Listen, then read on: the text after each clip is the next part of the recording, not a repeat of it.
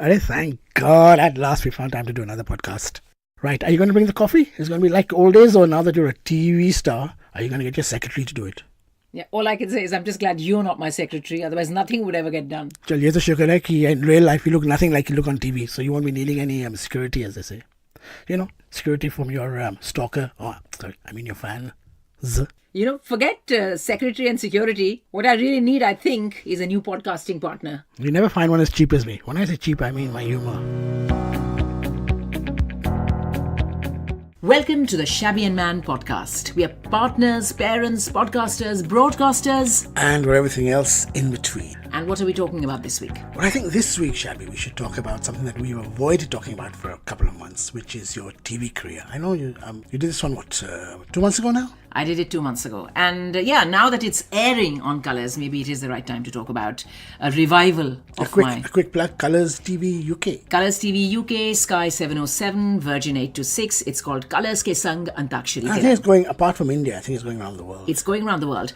And why I think Colours and everybody else associated with the show is making a big deal of this program is because for the first time it is championing UK talent in a big way, in the sense that it is not one of those glossy dramas or talent shows with lots of Bollywood stars that get imported from India, exported from India. Bollywood stars se kam ho? नहीं, Bollywood stars से कम तो नहीं हूँ, लेकिन फिर भी UK की देसी हूँ मैं, right? And to see people who are from this country, who are just like us, from up and down the country, and a vast variety of characters. Their day jobs vary from doctors to bus drivers to housewives to students to all of that. It's absolutely fabulous. I'm not interested in that. I want to know, did you get a vanity van? How many costume changes did you have? Costume changes, I had many, quite a few, 17. But vanity van, no. And it was a bit of a hectic shoot, I have to say.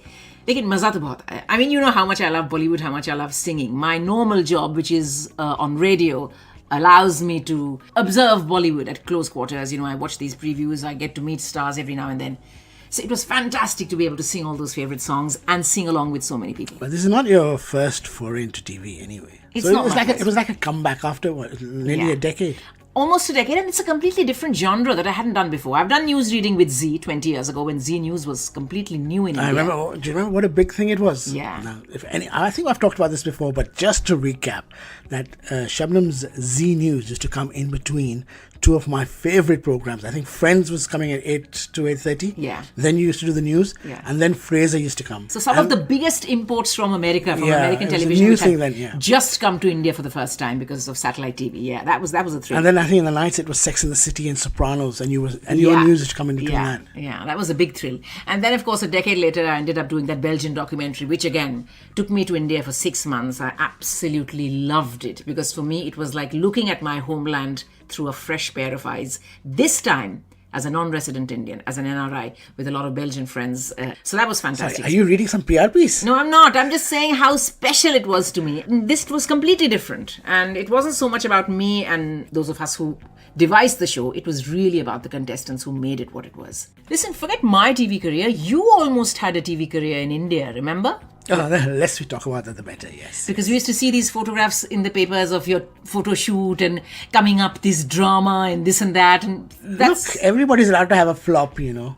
What would be your unfulfilled ambition in terms of not radio, because I know you've done enough radio. Other than that, is there anything that you think you missed out on or you'd like to do? Everyone has a book in them. Yeah. I'm just still trying to get mine out, you know. Not stage or television or acting? Maybe. I did that LAMDA, London Academy of Music and Dramatic Arts. Yeah. So I remember getting that little certificate.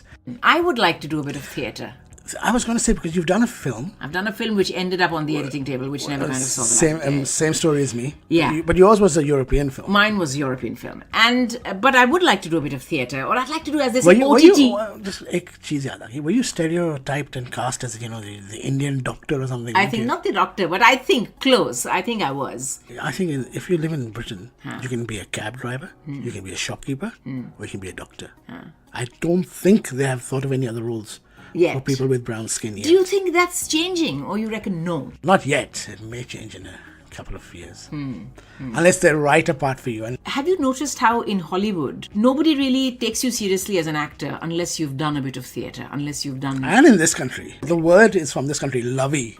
Yeah. Unless you're a Dame Judi Dench, Ian McKellen, Laurence Olivier, you have had to do Helen Mirren. John Gielgud, all the great actors. And even, I think even the new generation, from your Benedict Cumberbatch to your the guy who played Moriarty, I forget his name, Andrew Scott, all these people in between doing their television things and in between making their superhero films in Hollywood, all of them feel the need to validate, I think, themselves as actors by appearing on stage. What the crazy thing about West End, the British theatre, is that you get a standard fee. It doesn't matter if you're a superstar really? or not. All of them get paid the same? I think they all get paid virtually the same amount. Maybe if you're Al Pacino, it's different, but mostly you get paid the same amount. I remember I was so thrilled once when I was in Leicester Square, and coming out of the stage door after a performance, I had no idea they had a matinee on that day, was one of your greatest actresses, Vanessa Redgrave. Yeah, so she just brushed past me, and I was so stunned. I couldn't believe that she came out of the door. I recognized her completely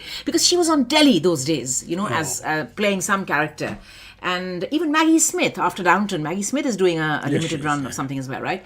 So do you think that might be Bollywood's next cue to copy from the West? I mean, can you imagine a Deepika or a Priyanka or any of these people in their heydays, Varun Dhawan, suddenly announcing, a limited, say, 4-week, 6-week run. A limited run. But saying that, all the recognized great actors in Bollywood are really theatre background. Right now you got Nawazuddin Siddiqui. They're not Bollywood A-listers in terms of being the lead actor or actress. They're the best baddies. They're the best character actors.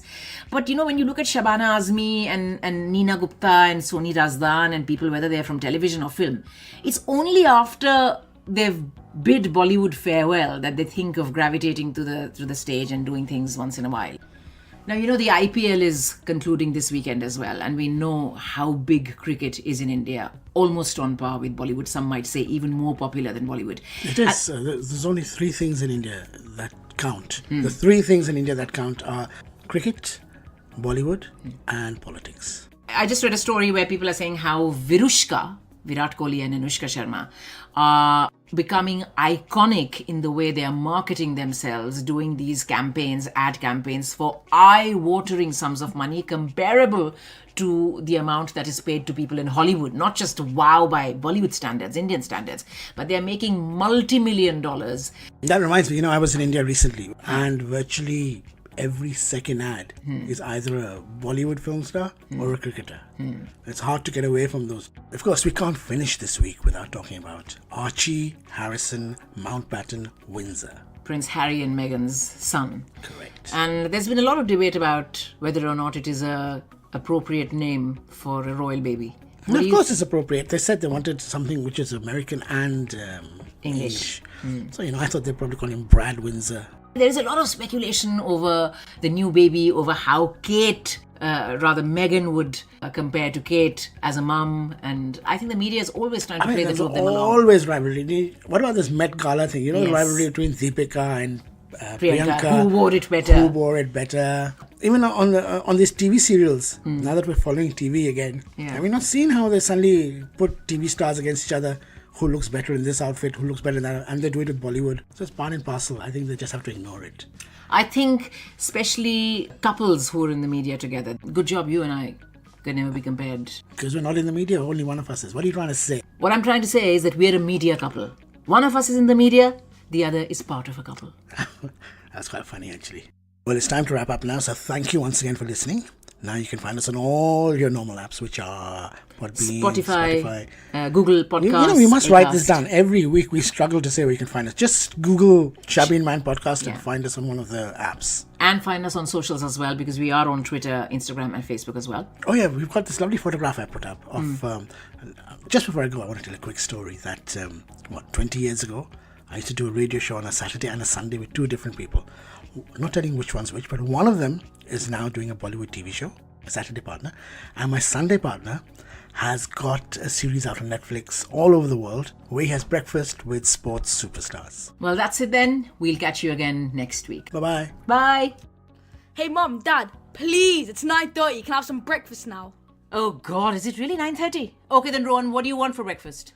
I know you want me to say aloo paratha, but I want poached egg on toast with a muffin holiday sauce. What?